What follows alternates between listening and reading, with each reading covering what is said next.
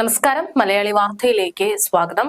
പെരിയാർ കേസിൽ നിയമ പോരാട്ടം നടത്തുന്നതിന് ഫണ്ട് പിരിവുമായി CPM.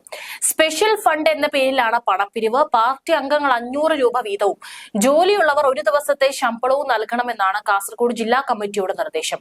ഒരംഗം കുറഞ്ഞത് 500 രൂപ നൽകണം. പാർട്ടി നിയന്ത്രണത്തിലുള്ള സഹകരണ സ്ഥാപനങ്ങളിൽ ജോലി ചെയ്യുന്നവർ ഒരു ദിവസത്തെ ശമ്പളം നൽകണം. പെരിയാർ കേസിന് വേണ്ടി രണ്ടാം തവണയാണ് CPM ഫണ്ട് സമാഹരിക്കുന്നത്. അങ്ങനെ പെരിയാർ കൊലക്കേസിലെ എതിർവിധിയും സാമ്പത്തിക നേട്ടമായി CPM-ന് മാറുകയാണ്. 2 കോടിയാണ് ടാർഗറ്റ്. എങ്ങനെ കേസ് നടത്തിയാലും ഇത്രയും തുകയാവില്ല. അതുകൊണ്ട് തന്നെ ബാക്കി പാർട്ടിക്ക് സ്വന്തമാകുകയും ചെയ്യും. കാസർഗോഡ് ജില്ലയിൽ 28,970 അംഗങ്ങളാണ് CPM-നുള്ളത്. 28,000 പേർ 500 രൂപ വീതം നൽകിയാൽ തന്നെ 1,40,00,000 രൂപ ലഭിക്കും. സഹകരണ ജീവനക്കാരുടെ ശമ്പളം കൂടി ചേരുമ്പോൾ 2 കോടിയോളം രൂപ പിരിച്ചെടുക്കാനാകും.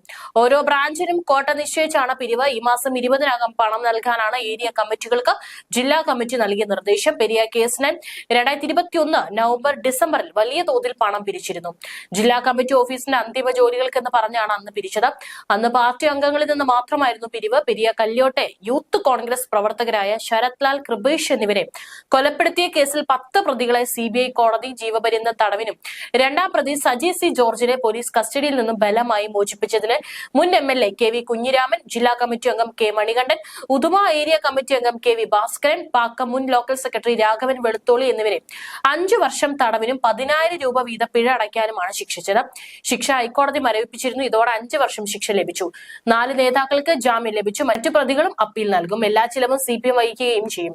പെരിയ ഇരട്ടക്കൊല കേസിൽ ശിക്ഷ നടപ്പാക്കുന്നത് ഹൈക്കോടതി ഡിവിഷൻ ബെഞ്ച് മരവിപ്പിച്ചതിനെ തുടർന്ന് ജയിൽ മോചിതരായ മുൻ MLA-യുമായ KV Kunhiraman, Raghavan Velutholi, K Manikandan, KV Bhaskaran എന്നിവർക്ക് വരവേൽപ്പ് ഒരുക്കി CPM നയം വ്യക്തമാക്കിയിരുന്നു.